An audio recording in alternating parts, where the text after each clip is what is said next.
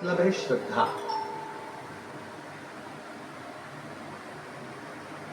अपने गुरु, अपने माता पिता, अपने पूर्वजों के प्रति, अपने गुरु के प्रति, अपने घर के बड़ों के प्रति, अपने बड़े आदरणीयों के प्रति आपकी कितनी श्रद्धा।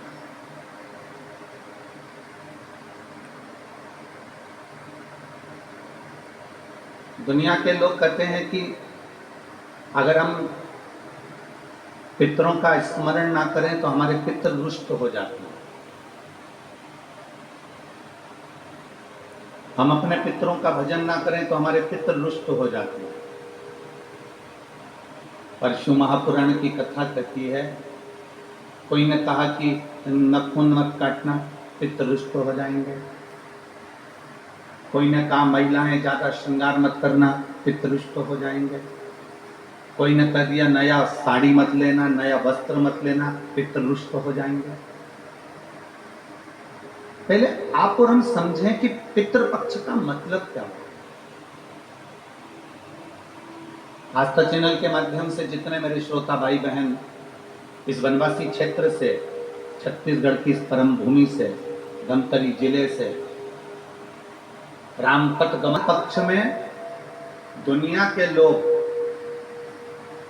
बाहर जाकर कथा सुन लेते हैं, पर यह वनवासी क्षेत्र ऐसा क्षेत्र है जिसमें लोगों के पास इतना धन भी नहीं दे पाता कि वो दूसरी जाके कथा श्रवण करे, इसलिए उनके लिए शिव पुराण यहाँ।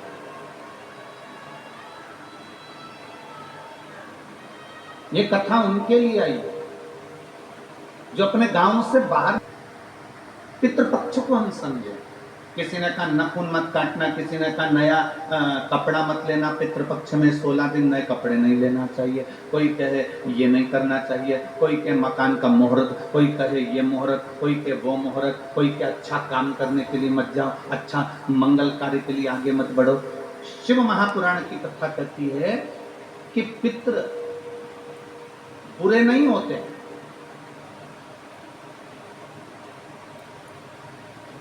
पितृ बुरे नहीं होते। आज लोगों के मन में बड़ा भय हो जाता है। व्हाट्सएप खोलो, फेसबुक खोलो तो ब्राह्मणों के लिए लोग कमेंट करना प्रारंभ कर देते हैं कि अब श्राद्ध पक्ष चालू हो गया, ब्राह्मण जिमने के लिए जाएंगे। कोई ब्राह्मण की तुलना कौवे से कर देता है, कोई कुछ कह देता है, कोई कुछ कह देता है। ना,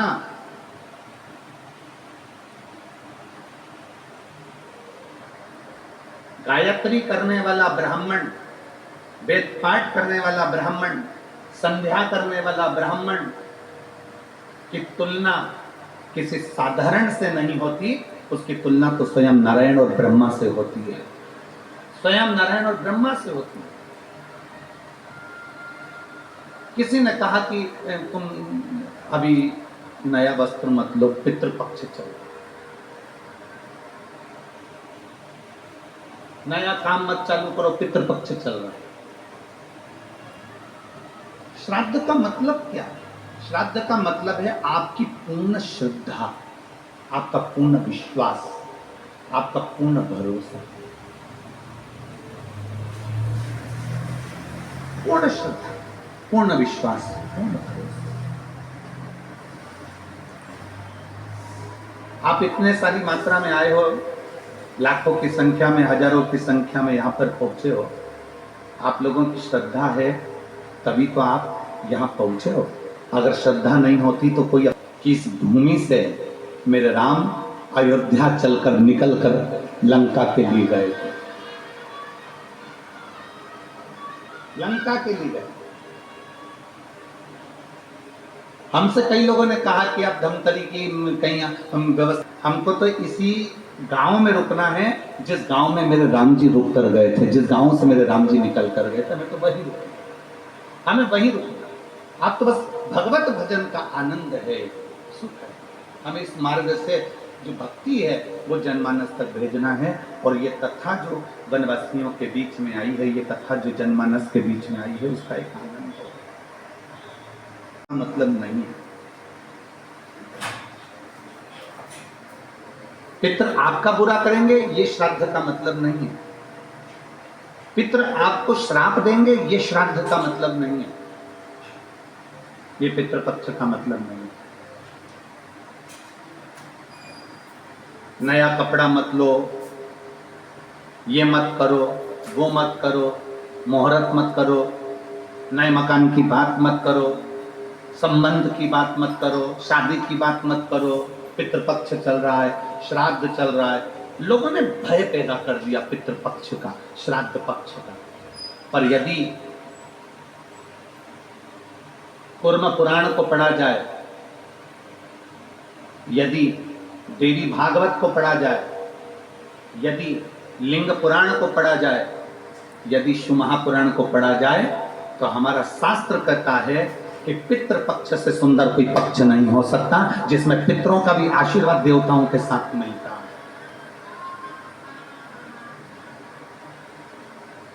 जिसमें देवता का तो आशीर्वाद मिलता ही है, पर देवताओं के साथ में पितरों का भी आशीर्वाद हमको प्राप्त होता है, पितरों का भी आशीर्वाद।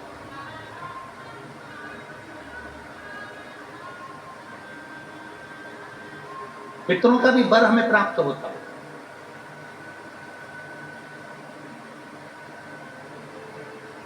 पितरों का भी आशीर्वाद हमें प्राप्त होता है। तो कौन कह दे कि ये पितृपक्ष बेकार होता है, ये श्राद्ध पक्ष बेकार होता है? श्राद्ध पक्ष में ये मत करो, श्राद्ध पक्ष में वो मत करो, पितृपक्ष में ये ना ना ना। शिव महापुराण की कथा कहती है पितृपक्ष वो पक्ष है कि बाकी के समय में, बाकी के पक्षों में तो केवल देवता का आशीर्वाद मिलता है, पर श्राद्ध पक्ष में देवताओं के साथ में पितरों का भी आशीर्वाद प्राप्त होता है, हमारे पूर्वजों का आशीर्वाद प्राप्त होता है।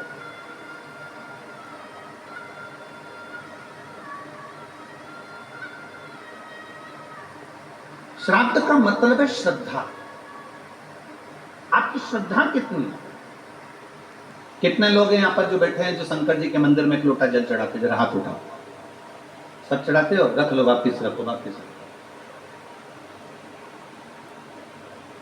और कितने लोग हैं जिन्होंने अपनी अड़ोर शंकर को एक लोटा जल चढ़ाया करो, शिव स्तुति करा करो, शंकर का स्मरण करा करो, शंकर की भक्ति करा करो, सारी समस्या का हल। जरा जम के बोलो, सारी समस्या का हल बोल बम का नारा है।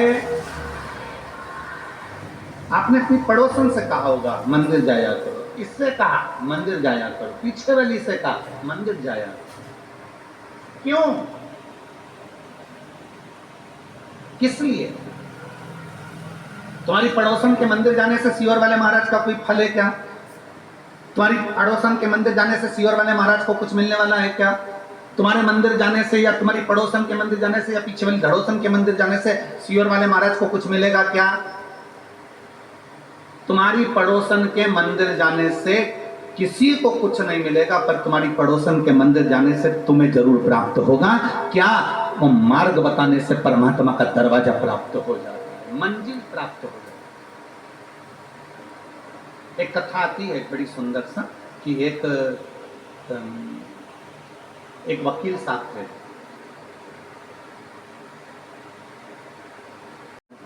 भरोसे चलिए,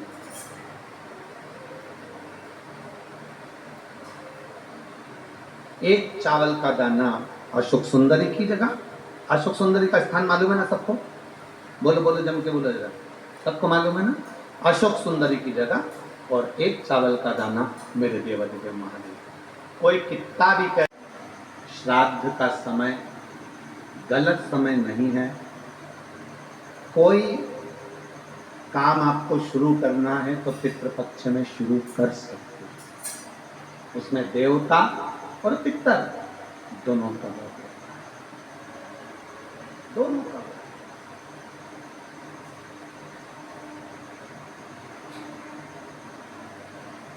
कितना देते हैं शिव?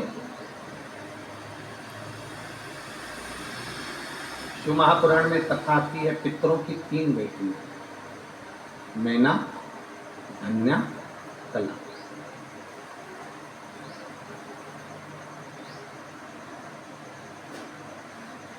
मैना के सुंदर आनंद में पार्वती जी। धन्या सुनैना बनी जिनकी गोद में माता सीता जी थे। कला कीर्ति बनी जिनकी गोद में राधा जी थे। पितरों की 3 बेटी। अब पितरों की 3 बेटियों के 3 देवियां हैं। पहले नंबर पर कौन है? पार्वती जी। दूसरे नंबर पर कौन है? सीता जी। और तीसरे नंबर पर कौन है? जम के बोलो जरा, राधा। ये पितरों की बेटियों की बेटियां हैं।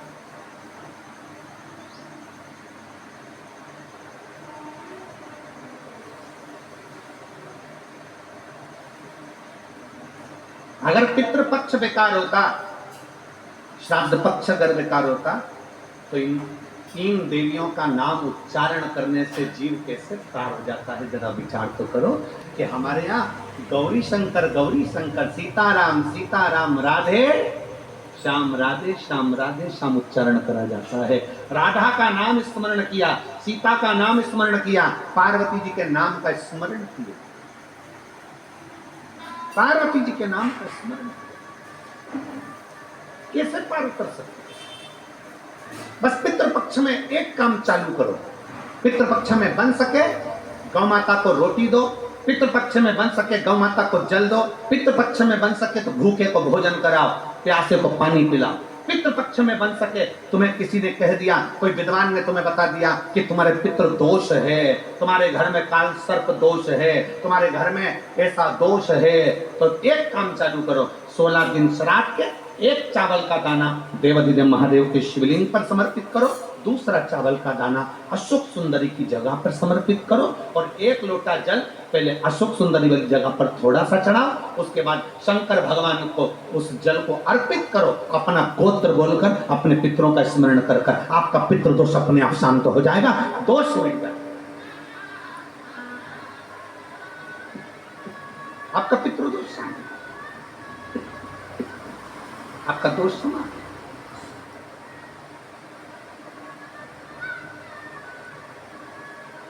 एक चावल का दाना शिवलिंग के ऊपर, एक चावल का दाना अशोक सुंदरी।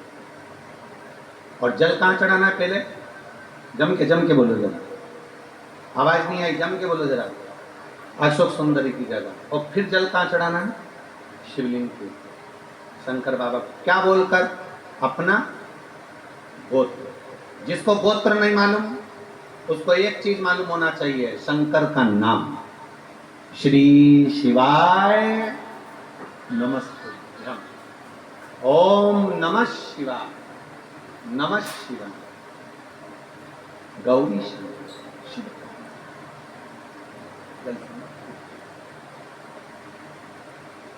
पितृपक्ष में आज कितनी प्रसन्नता है, कितनी प्रसन्नता। मैं इस संपूर्ण समिति को धन्यवाद दे रहा हूं। संपूर्ण समिति, मैं पूरी समिति को, मैं लाखों के यदि आपको भी धन्यवाद देता हूं और पूरी समिति को धन्यवाद दे रहा हूं कि आज इतने वनवासी क्षेत्र के ना जाने कितने भक्त जो नहीं जा पाए, उनको ये कथा सुनने को मिल रही है, और उनके लिए जो भोजन भंडारे की व्यवस्था, श्राद्ध, पितृपक्ष, ये सब बेकार नहीं, शुभ। ये लोगों की गलत दृष्टि, गलत विचार, गलत भावना, गलत सोच है कि पितृपक्ष में ये काम ना करिए, पितृपक्ष में वो काम ना करिए, पितृपक्ष में ऐसा ना करिए, पितृपक्ष में ऐसा ना करिए। आप दिल से अगर पूछ रहे हैं, दिल से प्रार्थना कर रहे हैं, दिल से निवेदन कर रहे हैं, दिल से अगर कह रहे हैं, तो शिव स्वीकार करता है, शंकर सुनता है। केवल विश्वास मूल रखिए, भरोसा मूल रखिए।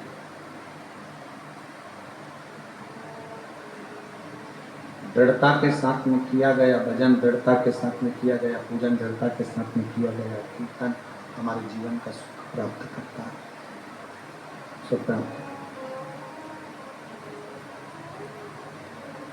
एक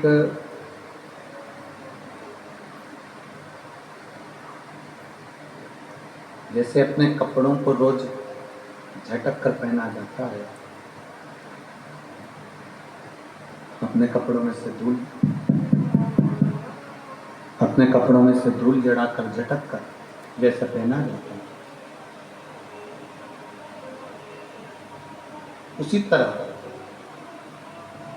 अपने मन को भी थोड़ा अहंकार को झटक दो, अभिमान को झटक दो, काम, आसक्ति, लोभ, तृष्णा, इसको झटक दिया।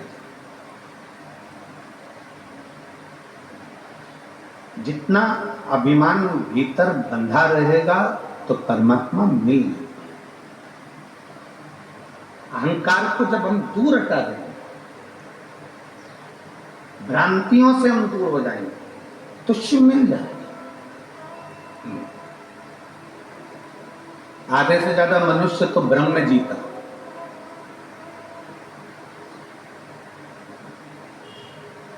मैं अगर भगवान शंकर को ये नहीं चढ़ाऊंगी तो शंकर जी रुष्ट हो जाएंगे, मैं भगवान को ये नहीं करूंगा तो भगवान रुष्ट हो जाएंगे। ऐसा नहीं है। सनातन धर्म के अंदर,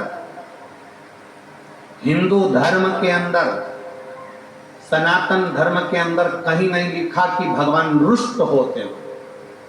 ये तो दुनिया ने भ्रम पैदा कर दिया कि तुम ये नहीं दोगे तो तुम्हें ऐसा हो जाएगा, तुम ये नहीं करोगे तो वैसा हो जाएगा। ना, भगवान कभी रुष्ट नहीं होता। अपने बच्चों से बाप कभी रुष्ट नहीं।